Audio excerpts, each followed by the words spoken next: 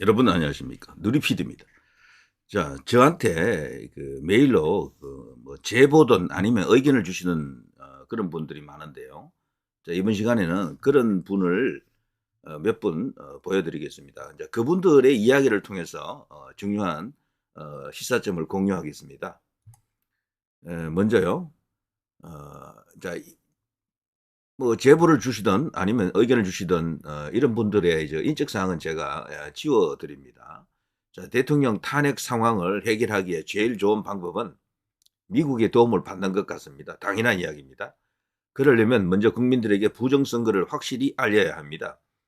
하지만 언론이 모두 좌쪽이라 힘듭니다. 언론이 좌가 아니더라도 보수 언론도 말이죠. 부정선거를 잘 이렇게 터치 안 하려고 하는 것은 이것을 일종의 음모론 비슷하게 보기 때문에 그래요.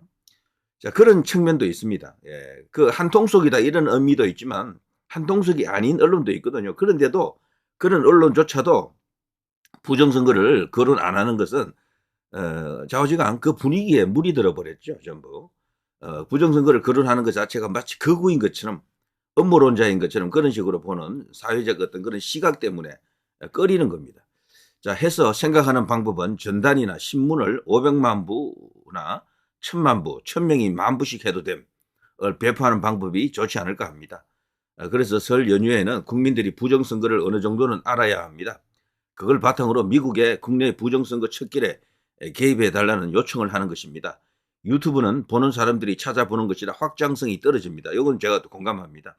유튜브는 또 그리고 영상이 대체로 또 길기 때문에 이걸 퍼날라도 사람들이 보기 힘들어요. 그걸 10분, 20분 이렇게 보고 있을 사람이 그렇게 많지 않다라고 봅니다. 그래서 짤막한 사진 한 장 속에 어떤 압축된 내용이 있는 것, 이런 것이 더 낫겠죠. 예, 그래서 어떤 그 포스터, 잘 만든 포스터 이런 것이 굉장히 중요한데, 이런 것을 일단 퍼날라야 되고요. 그리고 신문 기사를 퍼날라야 됩니다. 자, 그래서 불특정 다수에게 배포하는 방식의 전단지나 자기 채널 광고 포함 또는 신문, 스카이데일리, 아시아투데이, 뭐 이거 외에도 뭐 자유일보, 그리고 요즘은 그야말로 이제 슈퍼스타가 됐습니다. 언론계의 슈퍼스타, 스카이데일리, 파이낸스투데이 뭐 등등 많이 있죠. 펜앤마이크도 있고요. 그래서 부정선거 중국인 90여 명, 99명으로 지금 격상됐습니다. 체포 소식을 배포하는 것을 제안합니다. 공감합니다. 자, 이런 것을 지금 할 수 있는 단체는요. 어쨌거나 뭐 황교안 전 국무총리라든가 김경욱 전 의원 등이 이끄는 그 부방대, 그리고 정광훈 목사의 그 광화문 이제 그 집회팀 이런 데서 그걸 해야 될 겁니다. 그런 조직에서 해야 되는데 많은 돈이 들기 때문에 이것도요. 아무래도 정광훈 목사가 이런 일을 해야 되지 않겠나 이런 생각이 드는데 모르겠습니다. 자, 이제 의견 주신 분에게 이제 공감하고요. 대단히 감사드리고요. 또 자, 요건 또 다른 분인데요. 9명, 99명 중국인의 타당한 썰을 올립니다. 이들이 중국인 해커다 이런 말이 이제 있죠. 그런데 생각해봐도 해커가 너무 많다는 거지. 그렇게 많을 필요가 없다는 이야기죠. 이 사람 이야기로는. 그런데 해커 99명 숫자가 좀 많아 보인다는 의문에 대한 가설입니다. 99명 중국인들이 선거 때마다 각 선관위를 다니며 투표 용지를 넣던 자들이라고 합니다. 이 가설이 맞다면 여러 가지의 그 의문이 풀립니다. 선관위가 우리는 부정선거 안 했다고 반복했는데 이 말이 그 자들이 했다는 뜻이 될 수도 있습니다. 그럴 수도 있겠네요. 해킹도 선거 때마다 수백만 표의 가짜 투표지 투입도 해석됩니다. 항상 의문이 말이죠. 그 투표지 넣으려고 하면 수천 명이 필요할 텐데 이런 말이 있잖아요. 그것을 이들이 했다라고. 거기에 보면 중국에서 사용하는 성씨도 여러 개 나오잖아요. 그래서 중국인 개입설 이런 것들이 그전부터 있었는데 글쎄요. 거기에 대한 타당한 해석이 됩니까? 자, 이들이 받는 돈도 언급되어 있던데요. 이게 지금 인터넷 커뮤니티라든가 뭐 등등에서 떠돌아다니는 이야기가 있다는 겁니다. 아무튼 떠도는 설이 모이면 뒤에 정리되겠죠. 선거당 1억 원을 받는다는 글을 보기도 했다라고 하네요. 자, 이런 제보가 있었고요. 물론 이런 것은 공식적으로 어떤 수사를 통해서 확인된 것이 아니기 때문에 뭐 알려진다 그래서 바로 이렇게 사람들이 믿어주고 하는 것은 아닙니다. 꾸준하게 이럴 수도 있다라는 그런 의혹이 사실로 받아들여질 수 있도록 뭔가 이렇게 확장성이 있는 노력을 계속 해야 되는 거죠. 원래 음모론에서 벗어나려고 하면 어마어마하게 힘이 듭니다. 제가 옛날에 업무론을 한번 정리해 드린 적이 있는데 100개의 업무론, 세계직 업무론이 100개, 한국에 있는 업무론도 100개, 그렇게 많습니다. 근데 그 중에서도요, 그 업무론을 이제 탈출하고 진짜로 수면 위로 올라와서 해결이 된 것이 있었느냐? 사실 거의 없습니다. 그래서 이 업무론에 한번 빠지면 정말로 이 해결 어려운데, 근데 이번에 이 부정선거는 거의 가망이 사실 저는 없었다고 봤거든요. 대통령이 그야말로 몸을 던져서 세상에 드러내는 살신성인이죠. 어떻게 보면 스스로를 구국의 재단 위에 올렸다라고 저는 그렇게 표현하는데요. 대통령의 그 계엄으로 인해서 드디어 불가능의 영역이 어쩌면 가능할 수도 있다라는 그런 느낌으로 다가옵니다. 상황 자체도 또 그렇고요. 자, 경찰청장 중국 공안부장 치안 총수 회담, 뭐 요즘 이게 뭐 유튜브에서 다 언급됐던 거죠. 요것도 사실은 알려져 있던 이야기예요. 신문에도 나갔고 뉴스에도 나갔던 이야기들입니다. 이런 게 이제 크게 안 나가다 보니까 일반인들이 모르고 묻혀 있었던 이야기들이죠. 우리나라에 지금 집회하거나 아니면은 그 집회를 이렇게 통제하는 그 통제 인력들, 경찰이죠. 요즘은 전의경 제도가 폐지됐기 때문에 경찰관들이 옵니다. 그래서 옛날만큼 많은 숫자를 동원하기가 쉽지 않아요. 그래서 경찰들도 큰 어떤 대형 집회는 상당히 부담스러워하고요. 두려워합니다. 자, 그런데 생각외로 많은 어떤 경찰관들이 오잖아요. 거기에 대해서도 우리 이제 국민들 중에는 이렇게 생각하는 사람들이 많이 있죠. 우리나라에 중국 공안들이 많이 와 있습니다. 이번 사태에도 많이 투입된 듯 합니다. 그래서 경찰이 전부 복면을 하고 있잖아요. 그리고 명찰이 또 없잖아요. 그 사람들이. 이상하단 말이죠. 그래서 그런 사람들에게 말을 붙여보면 대답이 없대요. 가만히 있다는 거예요. 아무런 어떤 말대꾸가 없어요. 그래서 이게 정말 이런 의혹을 규명을 해야 될 텐데 이거 할 수 있는 데는 현재로서는 국민의힘밖에 없습니다. 지금 뭐 수사해달라고 하면 수사할 가능성은 0이고 국가기관 중에 이 애국 우파 자유보수 윤석열 대통령의 저 계엄을 이해하고 거기에 지원 지지해줄 국가기관은 사실상 없는 것 같습니다. 제가 볼 때는. 검찰 내부에 윤석열 대통령을 이해하고 지지하는 일부가 있을 수는 있는데 그 밖의 기관에 대해서는 희망을 접어야 됩니다. 오로지 국민의힘 저항권이라든가 아니면 개인 언론의 힘으로, 여기서 개인 언론이라고 하는 것은요, 그동안은 아니었지만 지금부터는 조금씩 이렇게 깨일 수가 있는 거죠.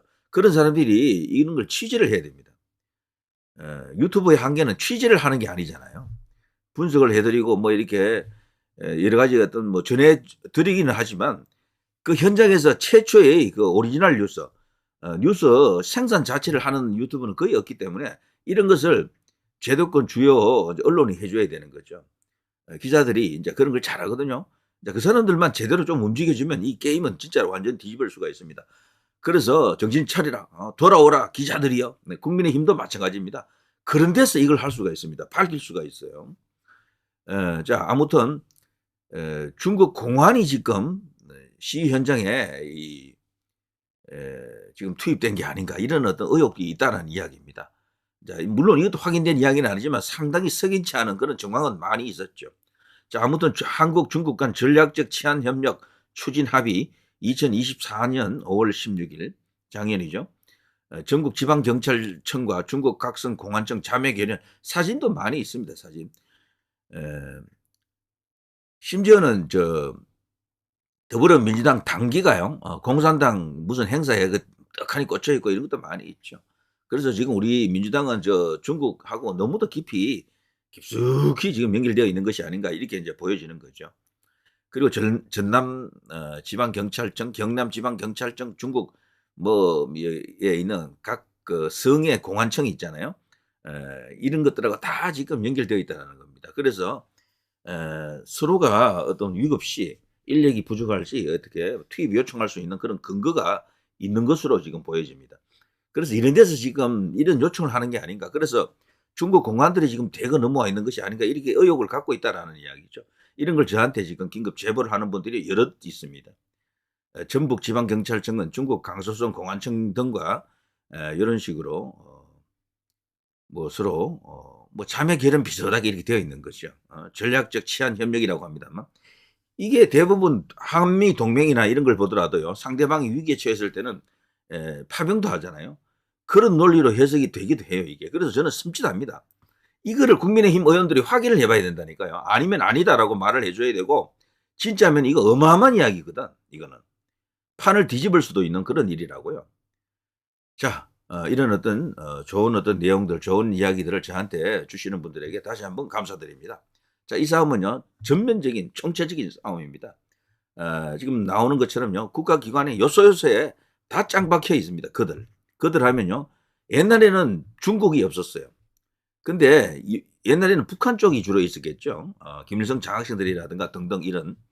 근데 요즘은 그 김일성 장학생 그 그룹을 능가하는 게 중국인 것 같아요. 이 둘 사이에 나중에 치열한 패권 다툼도 벌어질 것 같아. 이러다가는. 그러니까 대한민국에 지금 싸우는 세력은 세 개인 거지.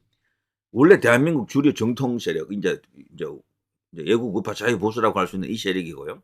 이승만 대통령, 박정희 대통령으로 이어지는 이 세력입니다. 요 세력이 하나밖에 없었죠. 옛날에는 어떻게 보면은 뭐 주류였죠. 여기가 유일한 정통이었고요. 그런데 지금은 이 주류 정통 세력을 이제 사이드로 밀어내고 우리가 주인이라고 외치는 그룹들이 생겼죠. 하나는 북이고요. 하나는 중국. 이들입니다. 이들. 이 세 세력이 있어요. 야, 그러니까 쉽지 않은 겁니다. 현재는 이 두 세력이 이 대한민국 자유 정통 세력을 밀어내고 있기 때문에 지금 버거운 겁니다. 2대1로 싸우는 거예요, 지금. 그래서 만일에 이쪽이 완전히 괴멸되고 나면 지들끼리 패권 다툼하겠죠. 그런 상황이 오지 않도록 해야 되겠죠. 그런 상황이. 그 둘을 모두 물리치고 오직 유일한 합법적 정통파 그리고 대한민국의 주인은 우리다라는 것을 입증하려고 그러면 이번 이 싸움에서 이겨야 되겠죠. 반드시. 결국에는 부정선거를 드러내고 그것으로 세상을 다시 바로 세워야 됩니다. 자, 누리 PD 김준희였습니다.